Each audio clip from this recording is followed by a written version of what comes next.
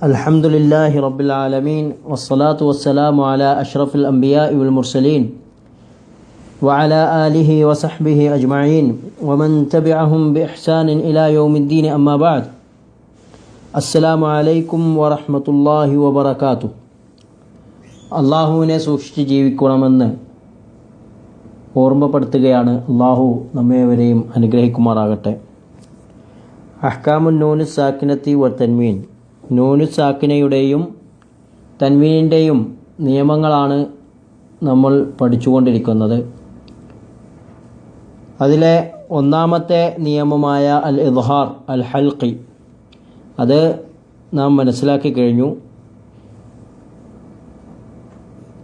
ഇദ്ഹാറിൻ്റെ 6 അക്ഷരങ്ങൾ,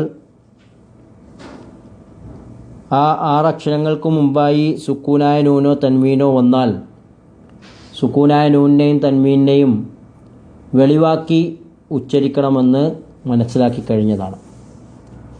അതുപോലെ ഹൽക്കിൽ നിന്ന് വരുന്ന അക്ഷരങ്ങളായതുകൊണ്ട് അതിന് ഹൽക്കി എന്നും, നൂനു സാക്കിനയും തൻവീനും വെളിവാകുന്നതുകൊണ്ട് അതിന് ഇദ്ഹാർ എന്നും പേര് വരപ്പെട്ടു എന്നുള്ളതും, ബുഅദുൽ മഖ്റജാണ് ഇദ്ഹാറിനുള്ള കാരണം. 2 ഹർഫുകളുടെയും ഇടയിലുള്ള മഖ്റജുകളുടെ അകലമാണ് അതിൻ്റെ കാരണമെന്നും നമ്മൾ മനസ്സിലാക്കി കഴിഞ്ഞതാണ്. അപ്പോൾ ഇദ്ഹാർ ഏകദേശം നമ്മൾ പഠിച്ചു കഴിഞ്ഞിട്ടുണ്ട്. അത് ഇനി നാം ഓതുന്ന സന്ദർഭങ്ങളിൽ പ്രത്യേകം ശ്രദ്ധിക്കുകയും ആ പഠിച്ച രൂപത്തിൽ തന്നെ പാരായണം ചെയ്യുവാൻ വേണ്ടി പരിശ്രമിക്കുകയും ചെയ്യണമെന്ന് ഓർമ്മപ്പെടുത്തുകയാണ്. രണ്ടാമത്തെ ഹുക്കുമായ അൽ ഇദ്ഗാം, കൂട്ടിച്ചേർക്കുക. ഇദ്ഗാം എന്ന് പറഞ്ഞാൽ അതിൻ്റെ താരീഫ് നമുക്ക് കാണാൻ സാധിക്കും.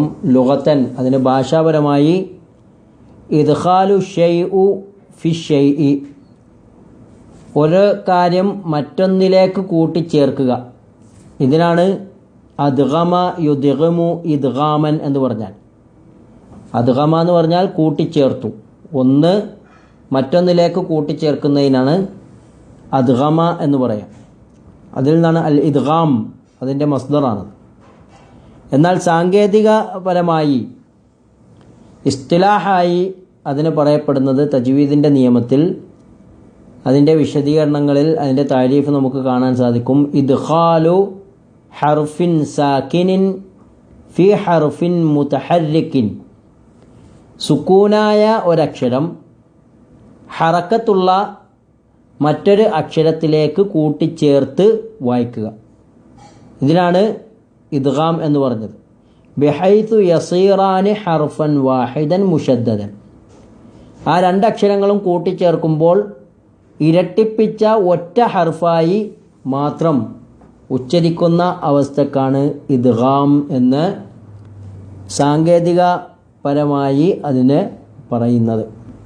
അപ്പോൾ ഇദ്ഖാലു ഹർഫിൻ സാക്കിനിൻ, സുക്കൂനായ ഒരു അക്ഷരം കൂട്ടിച്ചേർക്കലാണ്, ചേർത്ത് വായിക്കലാണ്. ഫി ഹർഫിൻ മുതഹർരിക്കിൻ, ഹറക്കത്തുള്ള ഒരു അക്ഷരത്തിലേക്ക്.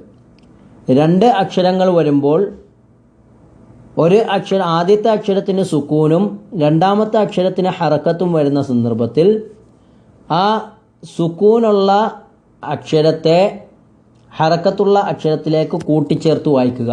അതാണ് ആ പറഞ്ഞതിൻ്റെ ഉദ്ദേശം. അതിനാണ് ഇദ്ഗാം എന്ന് പറയുന്നത്.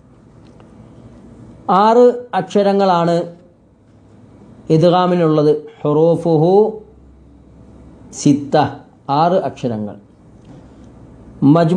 മജ്മൂഅത്തുൻ ഫി കലിമത്ത് യർമലൂന, യർമലൂന എന്ന ഒരൊറ്റ കലിമയിൽ ആ 6 അക്ഷരങ്ങളും വന്നിട്ടുണ്ട്. യ, റ, മീം, ലാം, വാവ്, നൂൻ, 6 അക്ഷരങ്ങൾ. യർമലൂന, യ, റ, മീം, ലാം, വാവ്, നൂൻ.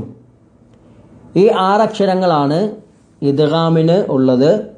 ഇദ്ഗാം തന്നെ പല രൂപത്തിൽ ഉണ്ട്. അതിൻ്റെ വിശദീകരണങ്ങൾക്ക് ഇൻഷാ അല്ലാഹ് തൊട്ടടുത്തുള്ള ക്ലാസ്സുകളിൽ ഉണ്ടായിരിക്കും ഇൻഷാ അല്ലാഹ്. ഏതായാലും അക്ഷരം കൂട്ടിച്ചേർത്ത് വായിക്കുന്നതിനെയാണ്, ഒരക്ഷരം മറ്റൊന്നിലേക്ക് കൂട്ടിച്ചേർത്ത് വായിക്കുന്നതിനെയാണ് ഇദ്ഗാം എന്ന് പറയുന്നത്. ചില ഉദാഹരണങ്ങൾ മാത്രം ഞാനിവിടെ കൊടുത്തിട്ടുണ്ട്, ഒന്ന് ശ്രദ്ധിക്കാം. മിം മുദ്ദക്കിർ, മിം മുദ്ദക്കിർ, അവിടെ നൂനിന് സുക്കൂനാണ്, മീമിന് ഫത്ഹയാണ്. അപ്പോൾ സുക്കൂനുള്ള നൂനിനെ മീമിലേക്ക്, ഫത്ഹയുള്ള ഹർക്കത്തുള്ള മീമിലേക്ക് കൂട്ടിച്ചേർത്ത് അതിലേക്ക് ചേർത്തുകൊണ്ട് വായിച്ചതാണ് നമുക്കവിടെ കാണാൻ സാധിക്കുക. ബിമാഇം മുൻഹമിർ, അവിടെ തൻവീനിന് ശേഷമുള്ളത് ഫത്ഹയുള്ള മീം, ദമ്മയുള്ള മീമാണ്. അതുകൊണ്ട് അതിലേക്ക് കൂട്ടിച്ചേർത്ത് വായിക്കുന്നു.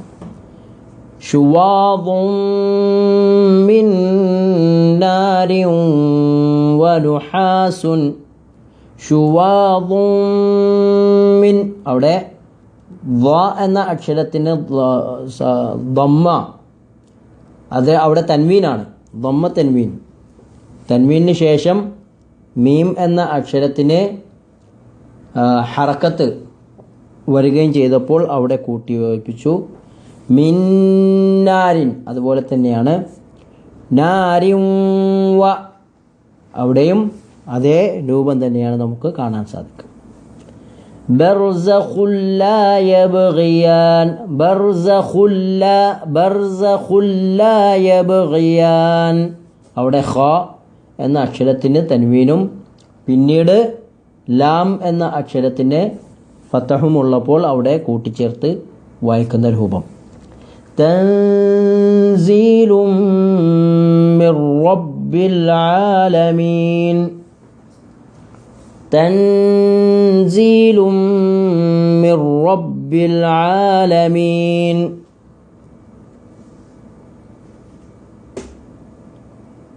അപ്പോൾ ഈ ഭാഗത്തൊക്കെ ഇവിടെ വിശദീകരിക്കപ്പെട്ടതുപോലെ ഒരു ഹർഫ്, സുക്കൂനുള്ളൊരു ഹർഫ് മറ്റൊരു ഹർഫിലേക്ക് കൂട്ടിച്ചേർത്താണ് വായിക്കുന്നത്. ഇതിനാണ് ഇദ്ഗാം എന്ന് പറയുക.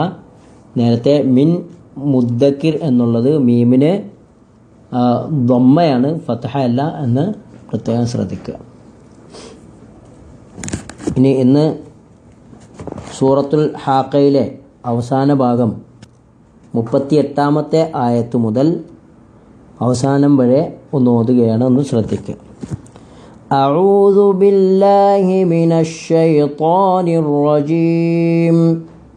ഫലാ ഉഖ്സിമു ബിമാ തുബ്സിറൂൻ വമാ ലാ തുബ്സിറൂൻ. ഇന്നഹു ലഖൗലു റസൂലിൻ കരീം وما هو بقول شاعر قليلا ما تؤمنون ولا بقول كاهن قليلا ما تذكرون تنزيل من رب العالمين ولو تقول علينا بعض الأقاويل لأخذنا منه باليمين ثم لقطعنا منه الوتين فما منكم من أحد عنه حاجزين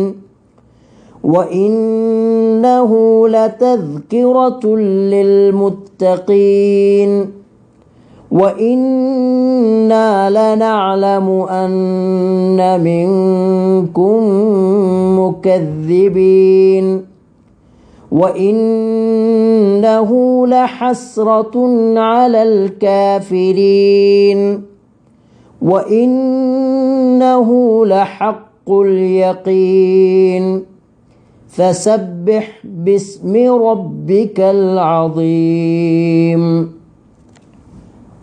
ഖുർആൻ നന്നായി നല്ല രൂപത്തിൽ പാരായണം ചെയ്യുവാൻ അള്ളാഹു നമ്മെ വരെ അനുഗ്രഹിക്കുമാറാകട്ടെ. وآخر دعوانا أن الحمد لله رب العالمين. السلام عليكم ورحمة الله وبركاته.